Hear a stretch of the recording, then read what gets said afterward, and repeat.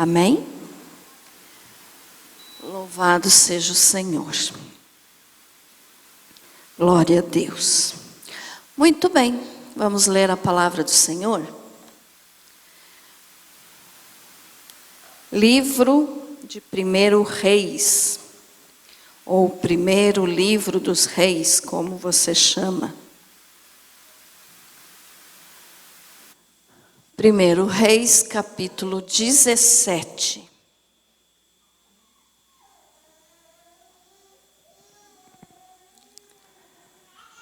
Glória a Deus.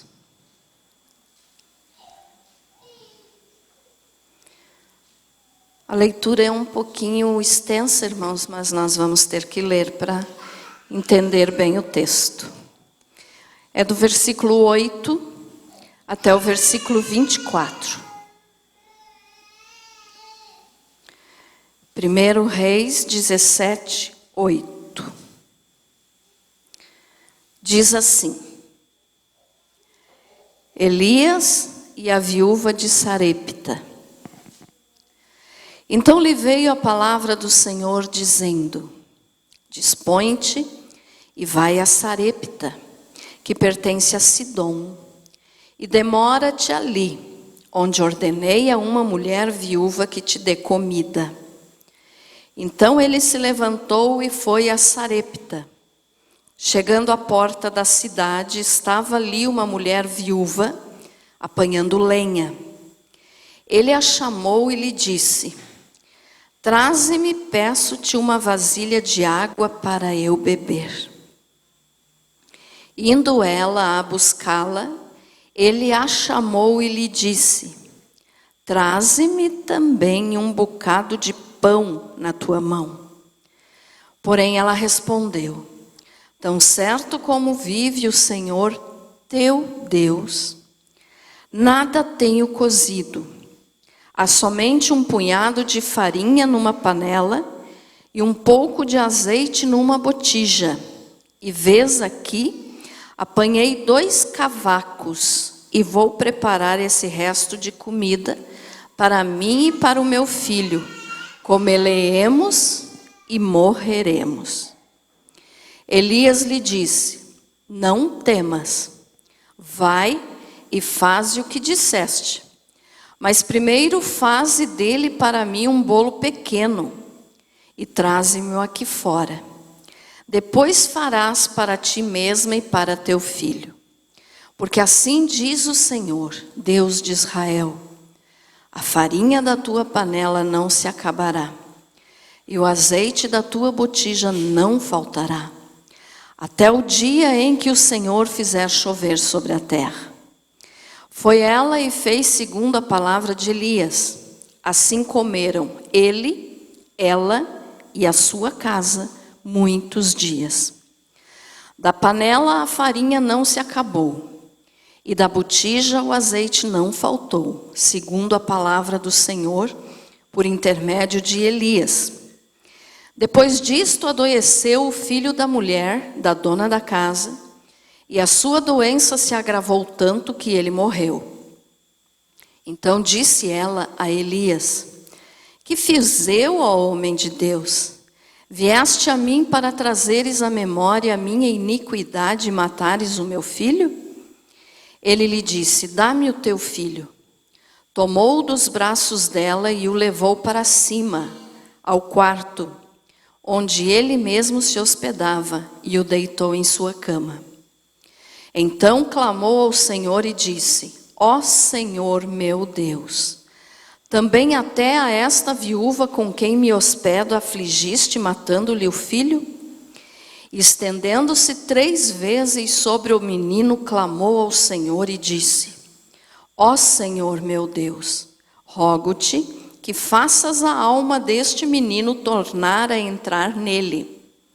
O Senhor atendeu a voz de Elias e a alma do menino tornou a entrar nele e reviveu. Elias tomou o menino e o trouxe do quarto à casa e o deu à sua mãe. E lhe disse: Vê, teu filho vive. Então a mulher disse a Elias: Nisto conheço agora que tu és homem de Deus e que a palavra do Senhor na tua boca é verdade. Amém? Jesus, que o teu santo nome seja glorificado. Pode se assentar, irmãos. Glória a Deus. Muito bem. Se nós lermos um pouco antes, irmãos, desde o início do capítulo 17, desde o versículo 1, porque nós começamos a ler do versículo 8 para frente. Se você ler do versículo 1 do capítulo 17 até o versículo 7, você vai entender melhor aqui a história, mas eu acredito que você já conhece, então por isso eu não fiz a leitura, senão ia ficar muito longa. Mas aqui está dizendo que quem estava reinando em Israel era o rei Acabe. E Israel, irmãos, aqui na época, ele estava dividido, né, em duas partes, vamos dizer assim. Era o reino do norte, em 10 tribos, e o reino do sul, que era Judá e Benjamim. E aqui então esse rei chamado Acabe, ele reinava sobre o reino do norte. As 10 tribos do reino do norte, que a capital era Samaria. E ele foi um rei terrível. Ele se casou com Jezabel, você sabe a história, aquela mulher diabólica, né? E ele adorava os deuses dela, os falsos deuses, os demônios. E a palavra do Senhor nos diz que foi o rei de Israel que Deus mais odiou. Por quê? Porque ele fez coisas terríveis, né? Não vou entrar em detalhe aqui, já falei outras vezes. Mas então aqui era Acabe que estava reinando. E o pecado, então, de Israel, aqui dessas 10 tribos, era muito grande, porque ele estava fazendo adoração, então, a demônios. E ele matava as crianças, né, oferecia aos deuses falsos, a Baal. E então isso não agradava a Deus de jeito nenhum. E aí Deus levantou um homem chamado Elias, agora a partir do versículo 1, então, do capítulo 17, começa a contar, né, como que Deus agiu através de Elias. E nos diz então ali, no versículo 1 do capítulo 17, então Elias, o tesbita dos moradores de Gileade, disse a Acabe: tão certo como vive o Senhor Deus de Israel, perante cuja face estou, nem orvalho nem chuva haverá nestes anos, e segundo a minha palavra. Então Deus levantou um homem chamado Elias, e a Bíblia não nos dá mais informações a respeito de Elias. Só diz que ele era de Tisbe. Hoje, esse lugar, né, porque Elias, o tisbita, então, hoje é a Jordânia, que fica ao sul do Mar da Galileia. Então, Elias era daquela localização ali, tá? E não nos fala mais a respeito de Elias, assim, de como ele era, o que ele fazia. Só diz assim: então Elias, o tesbita dos moradores de Gileade, disse a Acabe. Então Deus levantou esse homem chamado Elias para entregar uma palavra para o rei Acabe e para todo Israel, de que não iria mais chover. Por 3 anos e meio não choveu.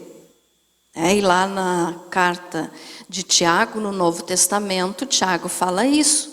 Elias era homem sujeito, como nós, às mesmas paixões, aos mesmos pecados, mas ele orou com fervor e Deus respondeu a sua oração, que por 3 anos e meio não choveu. Então veja só. Deus levantou esse homem e aí ele falou isso, deu essa mensagem para o rei. A rainha ficou, né, a Jezabel ficou doida da vida. Ela já era má, ficou mais ruim ainda. E aí Deus disse para ele que ele tinha de sair dali e ir para o lado oriental e se esconder. E que Deus ia mandar corvo, aquele bicho que a gente tem nojo, né? Deus ia mandar corvo para alimentar, levar pão para ele, todos os dias, pela manhã e à noite. E ele foi então ali, no versículo 6 diz assim: os corvos lhe traziam pela manhã pão e carne, como também pão e carne ao anoitecer, e bebia da torrente. Mas passados dias a torrente secou, quer dizer, Deus mandou ele para um lugar onde tinha um veio de água, uma torrente, né? Ele não ia ficar com sede. Mas passados dias a torrente secou, porque não chovia sobre a terra. E aí então Deus, depois disso aqui, Deus falou novamente com ele e deu a ordem, daí que foi o texto que nós lemos, para ele ir para Sarepta, que Deus tinha preparado então uma mulher viúva para sustentá-lo. Então veja só, quem sabe você diga assim, mas Deus faz as coisas às vezes que a gente não entende, né? A mulher era viúva, não tinha recursos, tinha um filho. Estavam praticamente morrendo já de fome. E Deus manda para lá. Mas Deus tem os planos dele, né? Que nós, no nosso olhar humano, nós muitas vezes não entendemos. E Elias foi para lá então. E diz ali então, no versículo 10, então ele se levantou e se foi a Sarepta. Chegando à porta da cidade, estava ali uma mulher viúva palinhando lenha. Ele a chamou e lhe disse: traze-me, peço-te uma vasilha de água para eu beber. E daí também pediu pão. A cidade de Sarepta era uma cidade muito movimentada, onde tinha muito comércio, muita coisa. Só que agora, por causa da fome, não tinha mais. Estava praticamente vazia. E essa mulher, então, estava próxima à porta da cidade, porque as cidades, nos tempos bíblicos, tinham portas, né? Tinham muros e tinham portas. E as pessoas ficavam próximo à porta. Tinham os juízes da cidade que ficavam na porta para julgar os casos de às vezes, desentendimento entre vizinhos. Então, entre pessoas, eles julgavam na porta da cidade. E Elias, então, encontrou essa mulher ali e pediu, então, para ela lhe trazer água, e junto com a água ele pediu um pão. Aí a mulher, né, disse ali no versículo 12: tão certo como vive o Senhor teu Deus. Olhe bem o detalhe aqui, o que a mulher falou. Tão certo como vive o Senhor teu Deus. Por que ela não disse o Senhor meu Deus, ou o Senhor nosso Deus? Porque Deus manda Elias para uma viúva sustentar, que estava quase morta de fome, e ainda para uma mulher que não acreditava em Deus, né? Ela não temia ao Deus de Israel, ela não temia o Deus de Elias, porque ela era uma gentia. Então ela era da cidade de Sarepta, né? Cidade da Fenícia, 34 quilômetros do norte de Tiro, junto à costa do mar Mediterrâneo. Então essa mulher, ela não era de Israel. Ela não era uma mulher judia.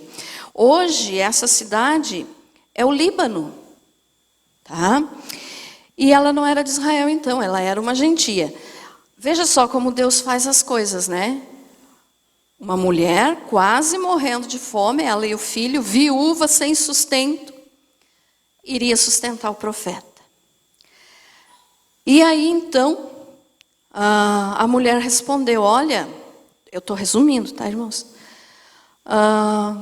Você viu aqui, eu peguei uns cavacos, o que é? Pedacinho de lenha, né? Ela estava ali procurando pedacinhos de madeira para fazer um fogo, fazer um último bolo, comer ela e o filho e morrer. Porque aí não tinha mais. Tinha só um pouquinho de farinha na panela e um pouquinho de azeite na botija. E aí então Elias disse, não, mas você faça. Vá lá e faça e traga para mim primeiro. Então olha só, ela disse, como vive o Senhor teu Deus. Então ela não servia a Deus, o Deus de Elias. E ainda Elias diz assim, primeiro faça o bolo para mim. Ou um pão, né? Podemos substituir aqui a palavra de bolo, vamos falar em pão. Vá lá, faça um pão para mim e traga. Depois você e teu filho vão comer. Imagine se fosse um de nós aqui, irmãos. Será que nós faríamos isso? Ou você iria dizer assim, não, eu nem sirvo o teu Deus. Eu nem conheço o teu Deus, eu vou fazer, mas eu vou dar para o meu filho e eu vou comer. Mas a mulher não tinha nada a perder. Como assim, pastora? Ela já estava morrendo de fome. E ela observou que Elias tinha alguma coisa diferente. Que ele era um homem diferente, ele era um profeta de Deus. Ela não servia a Deus, mas ela conhecia a história de Israel, o povo de Israel. Ela sabia a respeito do Deus de Israel. E então ela acreditou na palavra dele e foi fazer. E isso aqui então demonstra, irmãos, que ela não tinha nada para perder. Ela obedeceu. Quer dizer, ela ia morrer de um jeito ou de outro. Se ela fizesse o pão e desse primeiro para Elias, ela e o filho iam morrer. Se ela fizesse o pão e ela e o filho comessem e não desse para Elias, eles também iriam morrer. Era o último pão daí. Ela não tinha nada a perder, ela resolveu obedecer.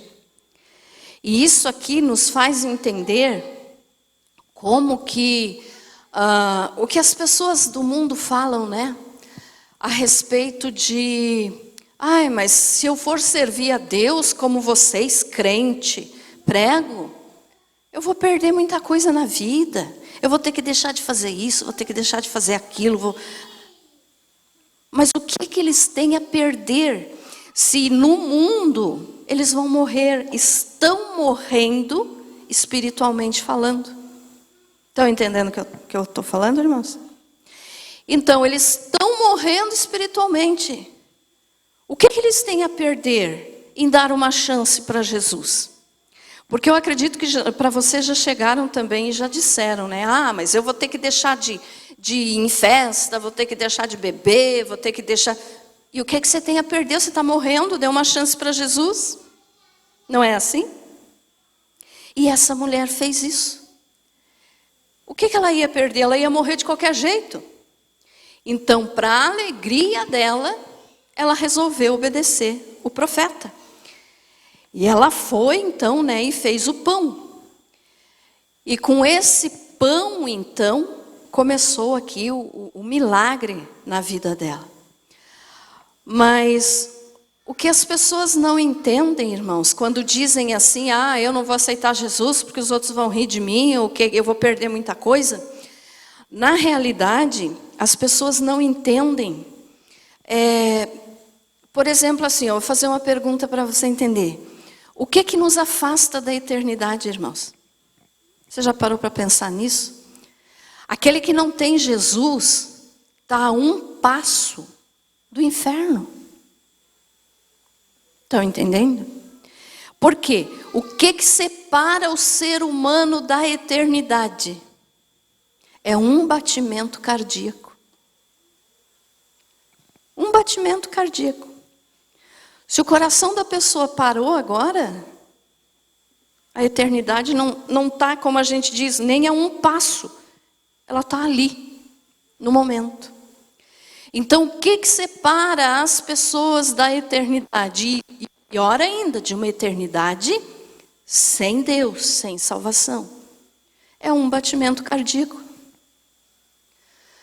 A gente não sabe se daqui a 1 minuto nós vamos estar vivos. Nosso coração pode parar agora. Eu posso estar falando aqui para vocês ainda e posso cair morta aqui. Ou você, ou qualquer um de nós não temos condições de garantir a nossa vida.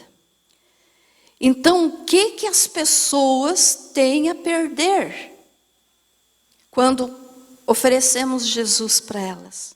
Nada. Mas por quê? porque não têm esse conhecimento. Algumas têm e não querem ouvir. Outras simplesmente nunca pararam para pensar nisso. Que o que separa a pessoa da eternidade, ou seja, do outro lado dessa vida, é um batimento cardíaco. Porque o nosso coração está ali, né? Batendo. Se agora for a última batida, parou? Caímos, não é assim? Então o ser humano não tem nada a perder em aceitar Jesus, só a ganhar, mas o mundo não entende isso. Mas essa mulher aqui entendeu, essa viúva, e ela obedeceu o profeta.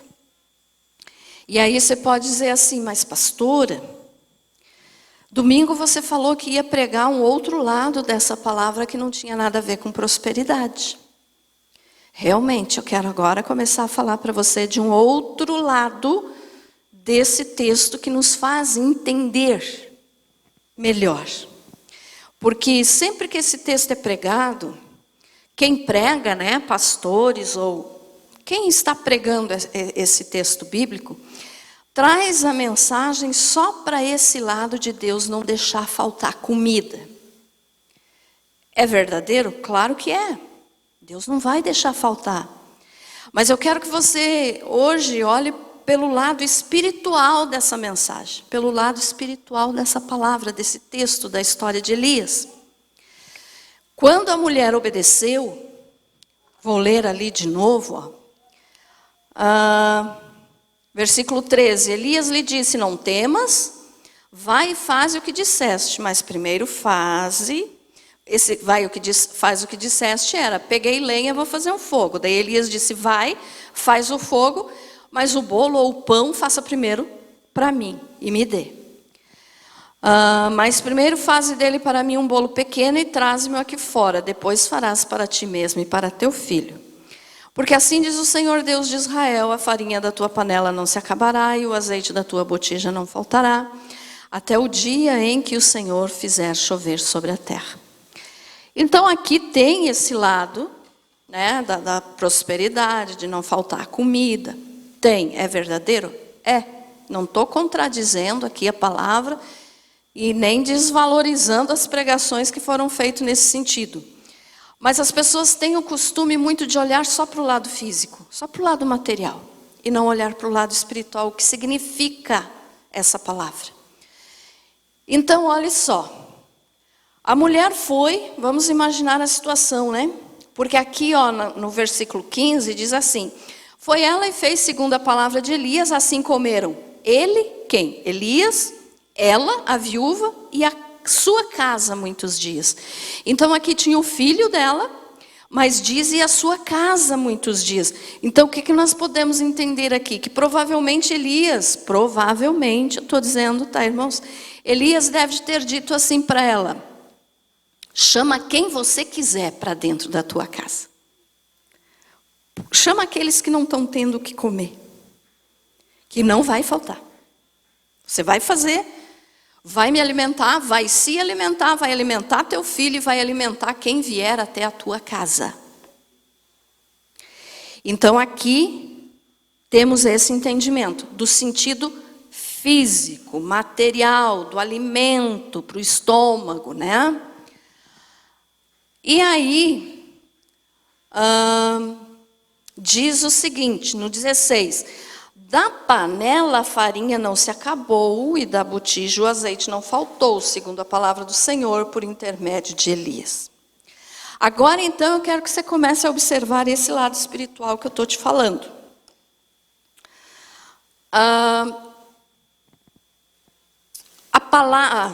A farinha da panela que não iria se acabar, está representando aqui a palavra de Deus. Tá? A palavra de Deus. E o azeite da botija, que também não ia acabar, está representando, é o símbolo do Espírito Santo. Tá? Amém? Vão acompanhando comigo. Aí nós podemos entender o quê? Aquela pessoa que aceitou o Senhor Jesus, que é do Senhor, né? Vive para o Senhor,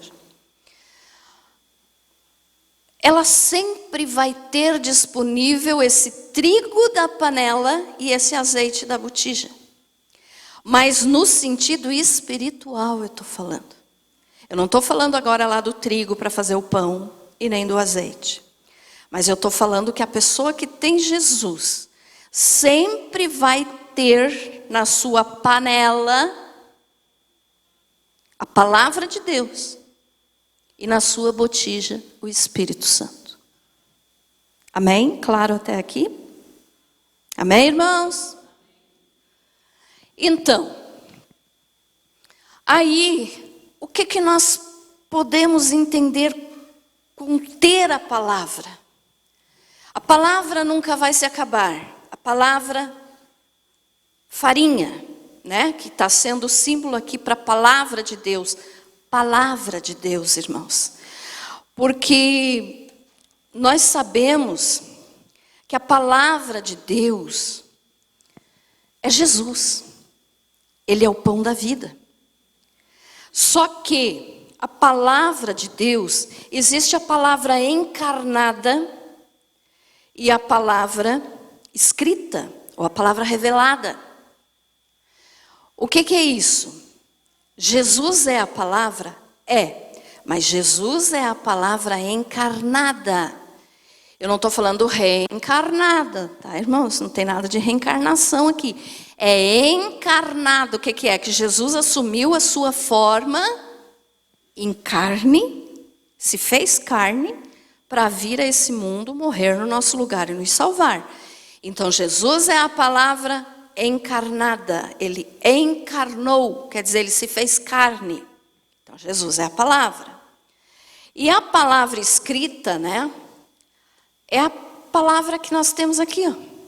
Deus revelou a palavra, usou os seus profetas para escrever. Então a palavra encarnada, a palavra revelada, a palavra escrita. Essa palavra, para quem aceitou Jesus, nunca vai faltar. Esse trigo nunca vai faltar. Porque Jesus é o pão da vida. Então ele é o nosso alimento. Estão acompanhando o meu raciocínio, irmãos? Amém? Então, olha só. O que a palavra pode fazer por nós? Uma pessoa que aceita o Senhor Jesus como Salvador, ela chega, vamos dizer que o primeiro dia ela entrou dentro de alguma igreja. E ela não conhece nada de Deus. A partir dali ela vai começar a ler a Bíblia, vai começar a ter explicações a respeito da palavra de Jesus, né? E vai começar a ser transformado. Então, assim como o pão feito lá com o trigo que a viúva fez, alimentou o estômago deles, a palavra, o trigo, palavra, alimenta o nosso espírito. E o que ele faz com isso? O que a palavra faz com isso? Mudança de vida. A pessoa pode não saber nada de Deus, pode não saber nada a respeito de Jesus, pode nunca ter lido uma folha da Bíblia, mas se ela começar a ler, ela vai começar a ter o entendimento e a vida dela vai ser mudada e ela vai ser transformada. Então a palavra nos livra do domínio do pecado. Por quê? Porque nós vamos conhecer a Jesus, que veio para nos livrar do pecado. Amém? Estou tentando explicar assim bem esmiuçadinho para não te confundir. Então veja só. Aí você diz assim, tá, mas então é o meu caso, pastora. Eu não sabia de nada, vim para a igreja, comecei a conhecer a palavra. Estou aqui. Só que acontece coisas no dia a dia que fazem com que, já que estamos falando de pão, vamos dizer, que eu fique com fome. Como assim? Será que está faltando farinha? Está faltando a palavra? Porque você vai ter dias tristes, você vai ter dias de problema. Você vai ter dia que você vai estar cansado. Você vai ter dia que você vai estar doente. E aí o que é que tem que acontecer? Você tem que ir como a mulher foi na panela, outras vezes depois, porque a Bíblia diz que ela fez várias outras refeições e eles comeram, até que Deus mandou chuva sobre a terra. A farinha não acabou e nem o azeite. Então ela fez várias vezes. Ela tinha de ir na panela novamente, ela tinha de ir na botija novamente, e sempre tinha trigo e azeite. Então ela voltou lá. Você aceitou Jesus, recebeu o alimento da vida. Só que tem dia que você está borocochô, né? Ai, porque parece que Deus não sabe que eu existo. Não é assim, irmãos? Se você não é assim, você não é desse mundo. Porque todos nós somos assim. Se você não é assim, você não sei de onde é que você é. Porque nós somos assim. Então vai ter esses dias que você vai dizer assim, ai, mas eu aceitei Jesus esperando que tudo ia melhorar e agora Deus não me responde. A mulher voltava na panela para fazer outro pão. E nós temos que voltar na panela para achar a farinha também. O que é isso? Hoje eu tô triste. Felipe, acha para nós aí o Salmo 51, 12. Eu tô triste, então eu preciso de farinha. Vocês estão entendendo que a farinha aqui agora é a palavra, né? Então eu preciso de palavra. Será que fala sobre isso na Bíblia? Se fala, Deus vai nos dar o alimento. Então veja só, no Salmo 51, 12 diz assim, eu dei o exemplo da tristeza, que você amanheceu triste, está triste. Aí você vai procurar a farinha na panela e você acha lá, restitui-me a alegria da tua salvação e sustém-me com um espírito voluntário. Pronto, achou a farinha. A farinha acabou? Não, por quê? Está aqui, nós só temos que procurar. A mulher voltava na panela para fazer outro pão. Nós temos que voltar na panela, Bíblia, palavra, para achar a nossa farinha. Entenderam o exemplo que eu quis dar, irmãos? Então, seja o que for que nós estiver precisando, tem mais farinha.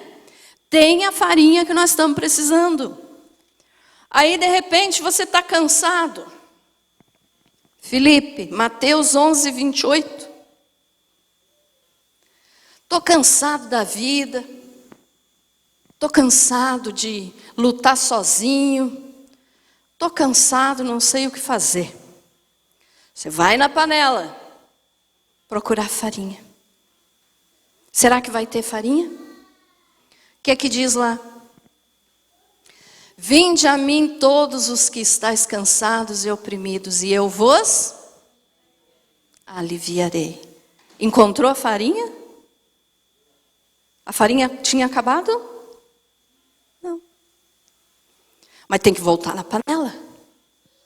A mulher, cada vez de fazer o pão, ia na panela, e lá estava o trigo.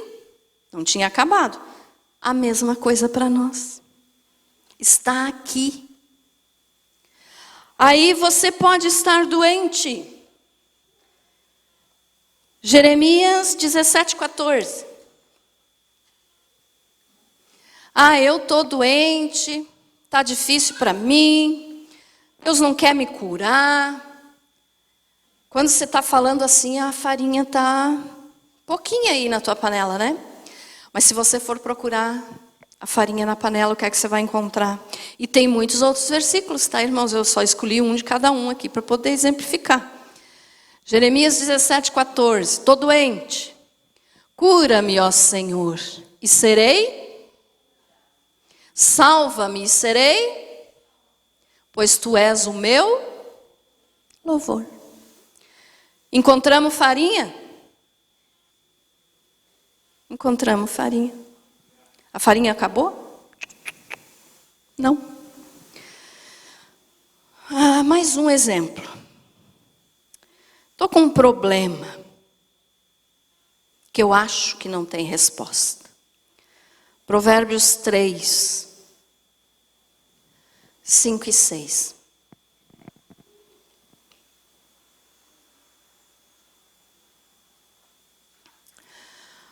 Confia no Senhor de todo o teu coração e não te estribes no teu próprio entendimento.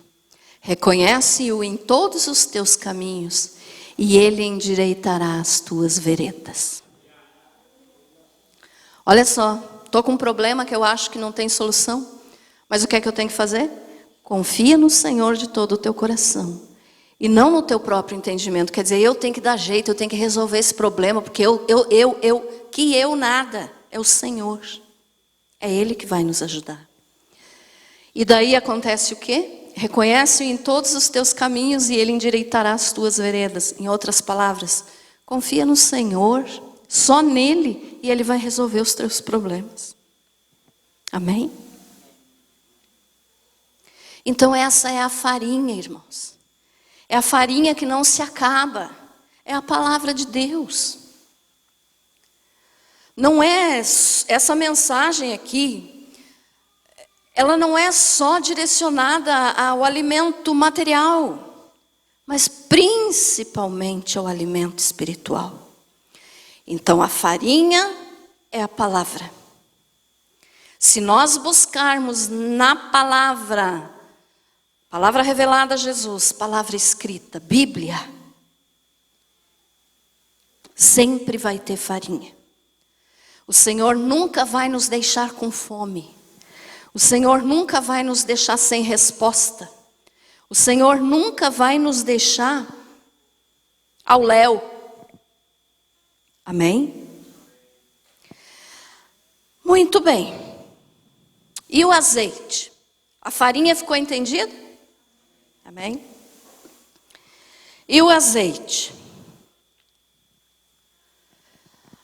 O azeite, que é o símbolo do Espírito Santo, né? O Espírito Santo, ele veio quando Jesus subiu. Ou seja, Jesus subiu ao céu, ascendeu ao céu, e antes ele disse: eu vou enviar o Consolador, para vocês não ficarem sozinhos. Então o Espírito Santo, irmãos, ele é o nosso ajudador. E tem pessoas, eu preguei aqui algum tempo atrás, que tem pessoa que não dá importância para o Espírito Santo. Tem pessoa que acha que, entendam o que eu vou falar, por favor. Tem pessoas que acham que, se eu falar no nome de Jesus, tudo tem que se resolver. É claro que o nome de Jesus tem poder. Mas o próprio Jesus nos enviou o Espírito Santo, para que Ele fosse o nosso ajudador enquanto nós estamos aqui neste mundo, nessa vida. E tem gente que parece que nem lembra que o Espírito Santo existe, porque não é capaz de dizer um glória ao Espírito Santo. Pastora, mas não é errado? Mas como que é errado, irmãos? Pai, Filho e Espírito Santo. Você diz glória ao Pai, você diz glória a Jesus, mas tem muitos que não dizem glória ao Espírito Santo. O Espírito Santo é uma pessoa. E Ele veio para nos ajudar. É Ele quem está conosco e vai estar conosco até o momento do arrebatamento da igreja. Porque é Ele que vai nos tirar daqui e nos levar a encontrar Jesus no ar. Então nós temos que ter um bom relacionamento com o Espírito Santo. Não adianta você só falar, porque tem gente... Eu quero que você entenda o que eu estou dizendo. Eu não estou falando que não tem poder, pelo amor de Deus. Eu já preguei aqui várias vezes que o sangue de Jesus é a nossa arma de defesa e o nome dele é a nossa arma de ataque. Você se defende do inimigo com o sangue de Jesus e você ataca o inimigo com o nome de Jesus. Mas o que eu estou dizendo é que tem pessoas que acham que o Espírito Santo não faz nada. Se eu falar só no sangue de Jesus, está tudo bem. Não. O Espírito Santo quer ser amado por você. O Espírito Santo quer ser buscado por você. Você tem que ter um bom relacionamento com o Espírito Santo, porque é Ele que está aqui. A gente fala, Deus está aqui. Claro que está. Jesus está aqui. Claro que está. mas é através da pessoa do Espírito Santo. O Pai está aqui, o Filho está aqui, mas através do Espírito Santo. O Pai está na glória, Jesus está na glória, mas em espírito eles estão aqui por causa do Espírito Santo. Ficou entendido isso? Amém? Então tem gente que não dá valor para o Espírito Santo. E nós temos que ter o Espírito Santo. O Espírito Santo não é muito falado, não é muito pregado, não é muito ensinado, mas é Ele quem está conosco em toda a nossa caminhada cristã. É Ele que vai nos ajudar. Então nós temos que ter um relacionamento próximo a Ele. Orar, buscar o Espírito Santo. Olha o exemplo aí, irmãos. Quando a gente anuncia o culto de terça, busca do Espírito Santo, ensino da palavra, venha aprender, venha buscar o Espírito Santo, que eu falo sempre, venha buscar o Espírito Santo no culto de terça. Todas as cadeiras estão lotadas, né? Não preciso nem falar mais nada. O povo quer o Espírito Santo? Não. O povo quer a bênção que Deus pode dar. E aí, como que vai ter o Espírito, que é o azeite, se não buscá-lo? Então, o azeite da botija, que não se acabou lá para a viúva, para nós é o Espírito Santo, que se você buscar, não vai acabar. Mas se a pessoa não buscar, ele está ali, ele está pronto para te ajudar.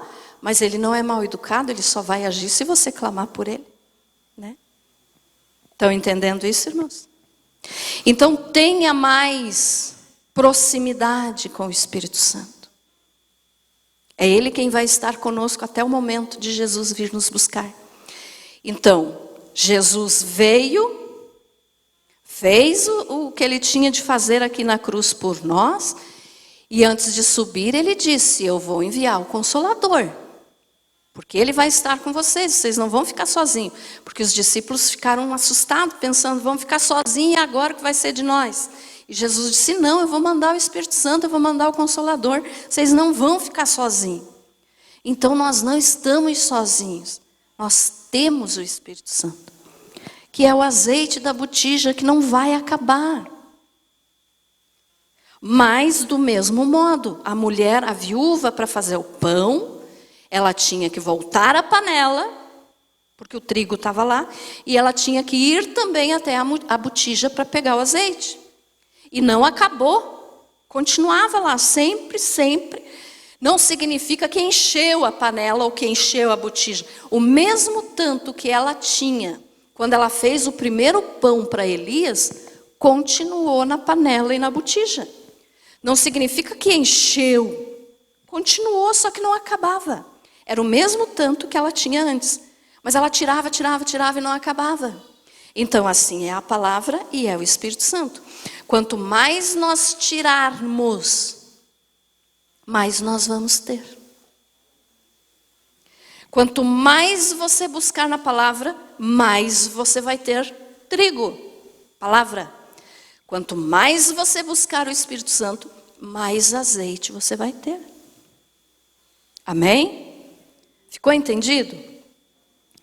Vamos ler então alguns versículos aqui que falam a respeito do Espírito Santo. Filipe, Gálatas 5:22. Já vou encerrar, tá, irmãos?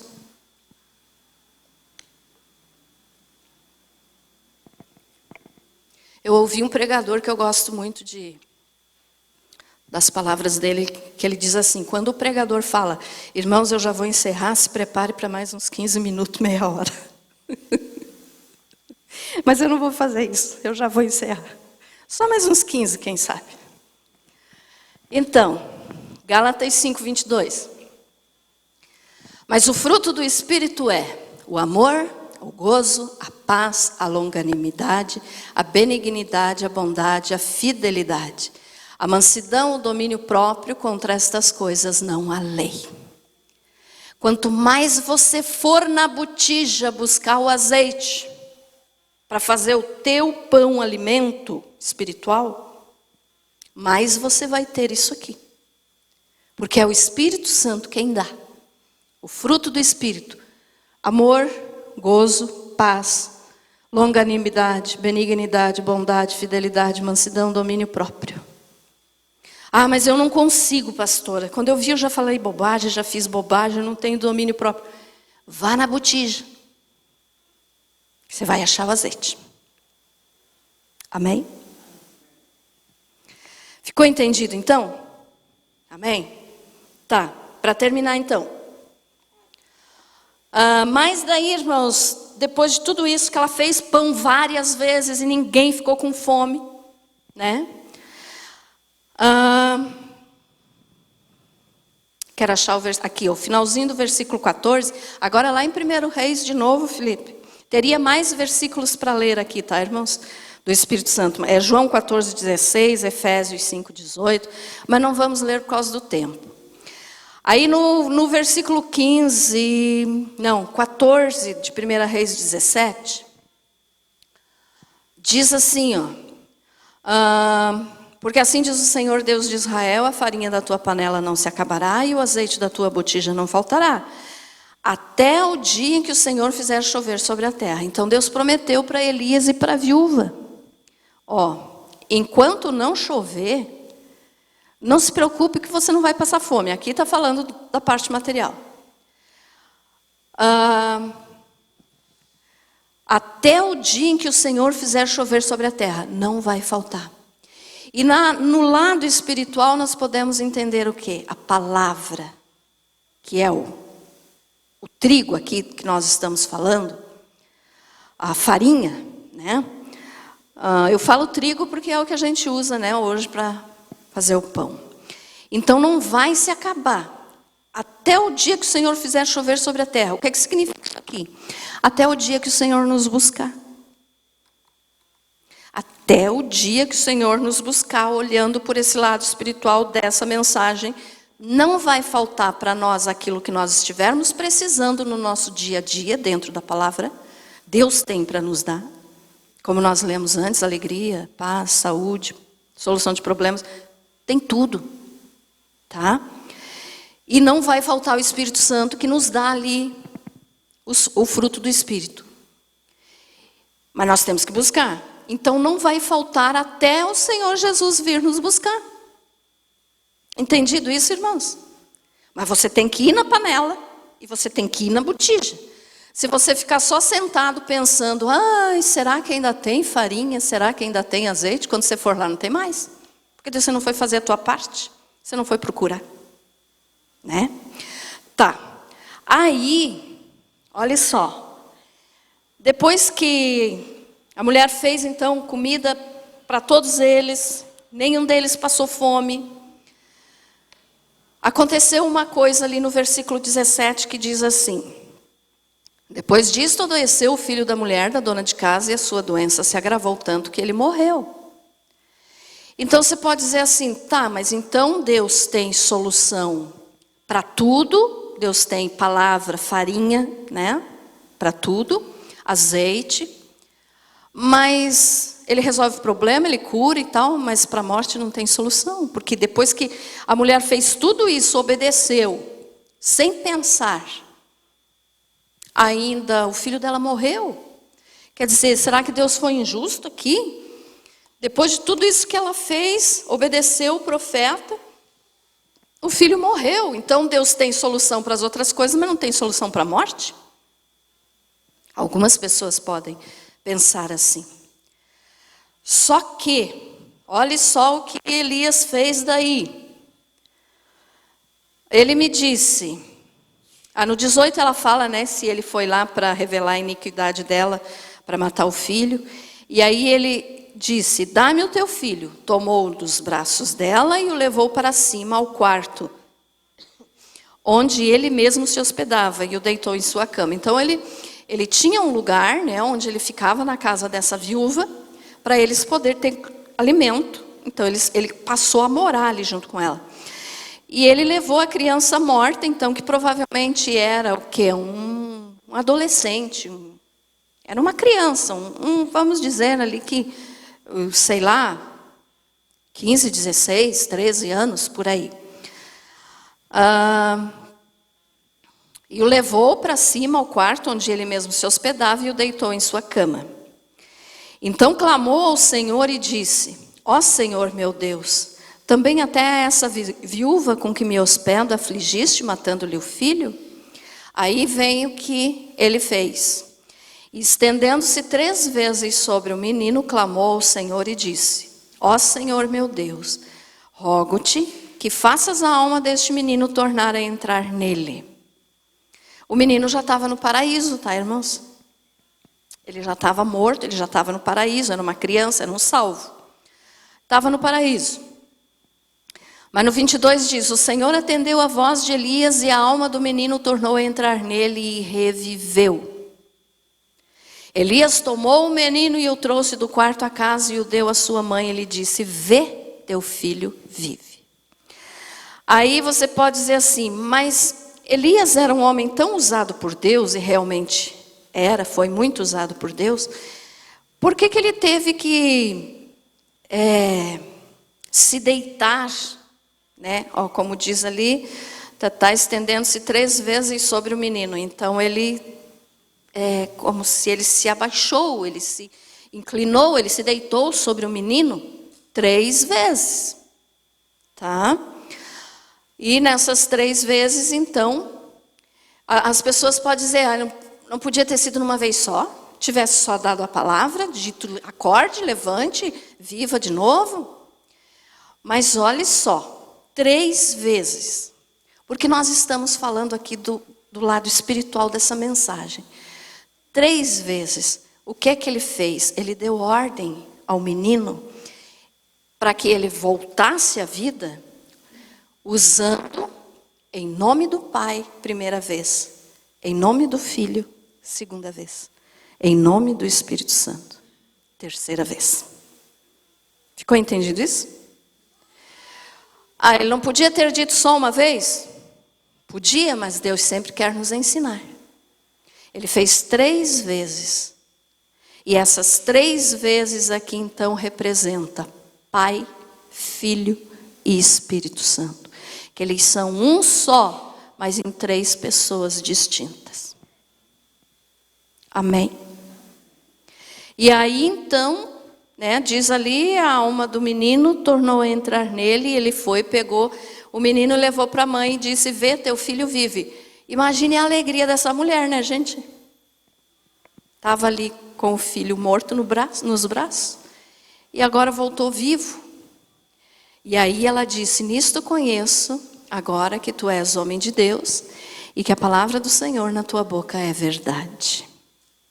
Agora então nós podemos voltar lá naquilo que eu falei dos problemas do dia a dia, que tem solução em tudo, na palavra, na farinha, aqui no trigo, para nós tem, seja a situação que você estiver vivendo, a Bíblia tem resposta. Aí então você não vai poder dizer: mas para a morte não tem solução. Como não? Elias disse: vê, teu filho vive. Deus tem solução para a morte também. Por quê? Porque Jesus disse: eu sou a ressurreição e a vida. João 11, 25, né? Então eu sou a ressurreição e a vida, aquele que crê em mim, ainda que esteja morto, viverá. Amém? Então, irmãos, olha só, o mundo não dá solução para ninguém. Pode ter uma ajuda passageira, pouca, rápida.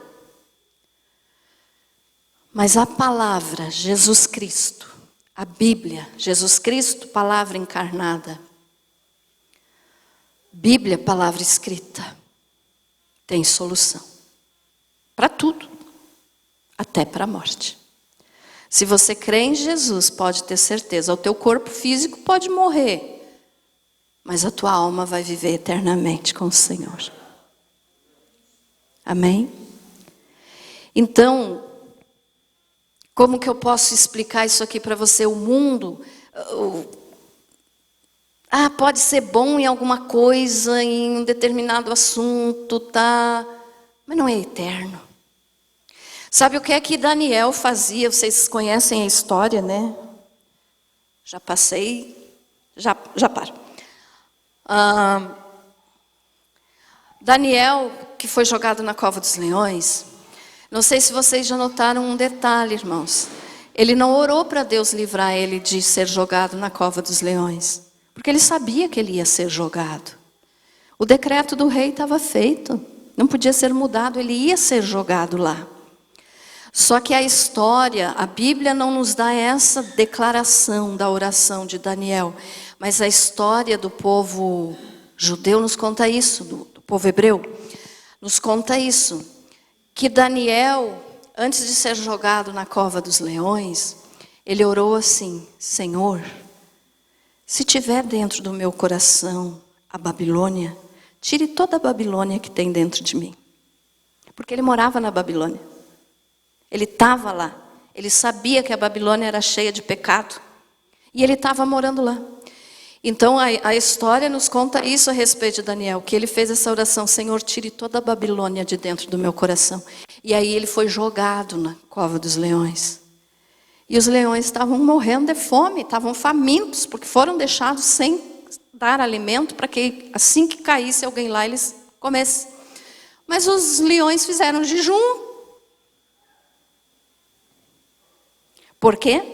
Porque não tinha Babilônia dentro do coração de Daniel. E a nossa oração hoje tem que ser parecida.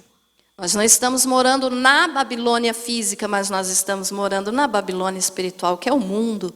Então nós podemos orar e dizer assim: Senhor, tire de dentro do meu coração tudo que é do mundo. Tudo que vem do mundo, tudo que é do mundo. Tire de dentro do meu coração. Para que, se for preciso eu ser jogada numa cova, eu ser jogado numa cova de leões, os leões vão fechar a boca. Porque eles não vão ter motivo para me destruir. O inimigo não pode destruir aquele que tem Jesus no coração. Amém? Então comece a orar nesse ponto. Tire de dentro de mim, Senhor, o mundo. E coloque o teu espírito, que é o teu azeite e a tua palavra. Amém? Você foi abençoado com essa palavra?